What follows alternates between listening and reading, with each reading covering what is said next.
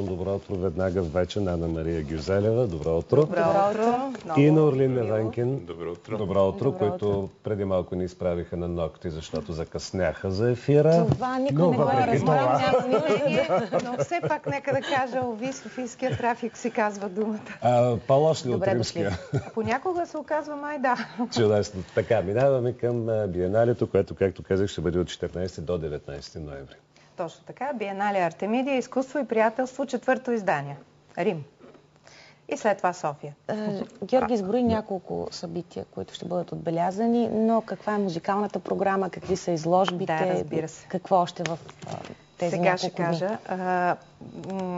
Значи, искам първо, ако ми позволите да спомена това, че 4-то издание на Биенале Артемидия става благодарение на подкрепата и патронажа на Министерството на културата на България и на неговия министър лично и на Държавния културен институт към Външно министерство на България на първо място, след това Община Рим и прочие подобни патронажи, между които, разбира се, патронажи на Министерство на културата на Италия, на също така региона Лацио и прочие. Но държах да кажа все пак нашата благодарност към тях.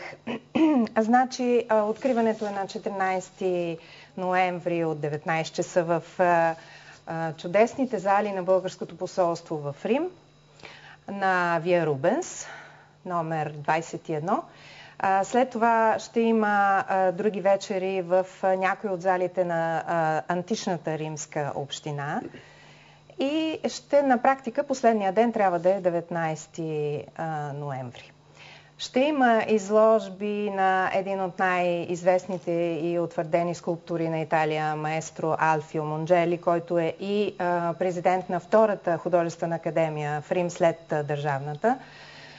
Също така на една българка, художник, сценограф Елизабет Богданова, която освен, че ще изложи картини, тъй като тя освен сценограф и художник, живописец, но ще направи и едни подаръци, ако мога така да кажа, от името на асоциацията и въобще от името на България към важни гости, към участници с знака на кирилицата, тъй като ето това трябва да се отбележи, че тая година най-важната годишнина, освен Верди и Ареко Константинов, и Данунцио. И Данунцио, разбира се, и Елисавета Багряна. Годишнината на първо място, бих казала, е 1150 години от създаването на кирилицата и съответно тя е направила един омаж с кирилица и глаголица, знака България, знака нейното име и асоциацията. А от страна на певците, то е българското участие, Орлин Невенкин, бас. Всъщност ще има, как да кажем, рецитал, правилно се каже. Да, ще има един смесен, една мозайка от изкуства. И на възпитаница на майстор Никола Гюзелев. Разбира се, да. Да споменем и тук вече сте вие. Така и единия е баса Орлин Невенкин. Добро утро. Вие Верди ще изпълнявате, доколкото да, такава беше молбата на организаторите на събитието, да отбележим и ние 200 годишнината от рождението на Верди. Аз ще изпълня две арии на Верди, популярни, една от Симоне Буканегро, една от Набуко. Има ли непопулярна ария на Верди? Правилно. Възможно и да се намери, но да, все пак музиката му е доста популярна. С кого ще бъдете на сцената? На сцената условно казвам. Ще бъда аз и едно италианско сопрано. Аз не го познавам. Елена Анна Мария Олива, трябва да го представи. която също е, така бих казала, млада. 30 годишните, 35 годишните, че и 40 са млади, сте млади.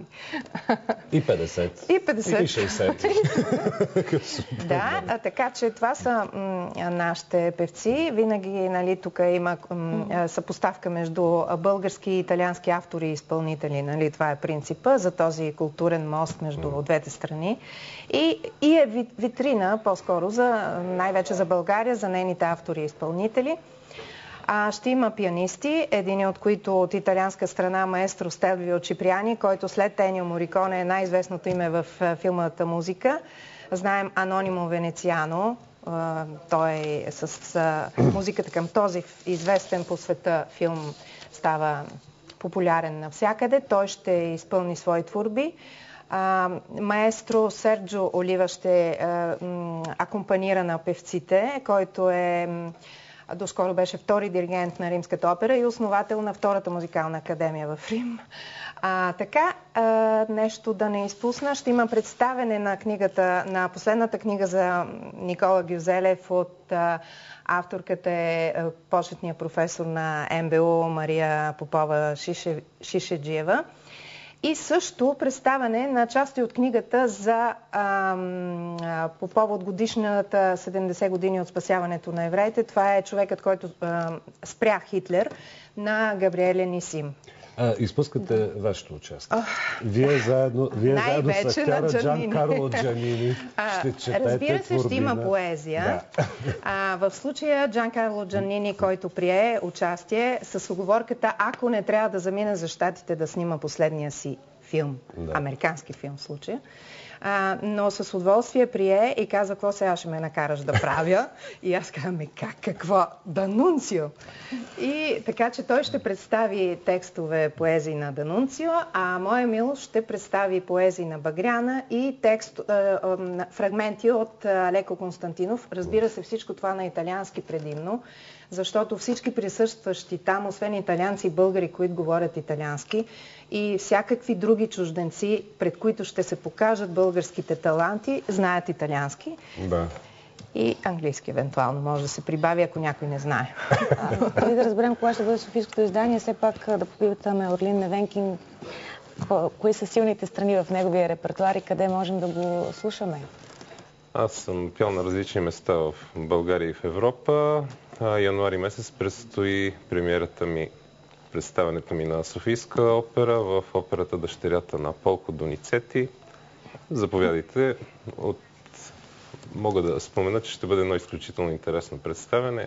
Не мое право е да правя пълния анонс за това. Добре. Когато наближи. Сега ние с Шени ще пропуснем този път биеналето в Рим и ще си бъдем тук. Аз този път се надявах вие да дойдете, защото и миналия път не дойдохте, нали?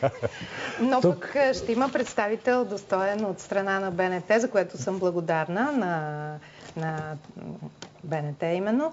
Друго исках да спомена, има едно участие на дете-музикант, много добро и талантливо. Това е Беатриче Топчиева-Поцато, която е от майка българка и баща италянец. Тя ще свири на обой едно произведение на Енио Мориконе от филма Мишън. Така че ето това също е хубаво да се спомене. Ще има гости от страна на Ватикана, тъй като пък това също исках да спомена, са 50 години от края на понтификата на Папа Йоан 23, който ще бъде обявен заедно с Папа Йоан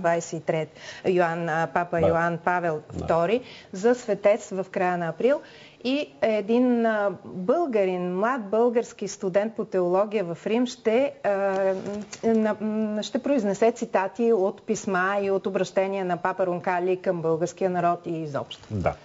Благодаря много. Благодаря много. На добър час на събитието от 14 до 19 ноември в Рим. В Рим. А софийското издание Живот и здраве между януари и март още трябва да се уточнят дати. Чудесно, ще го представим и тогава. Благодаря. Това беше всичко от нас. Останете с новините на БНТ и Наталия Николова, която вече влезе в студиото.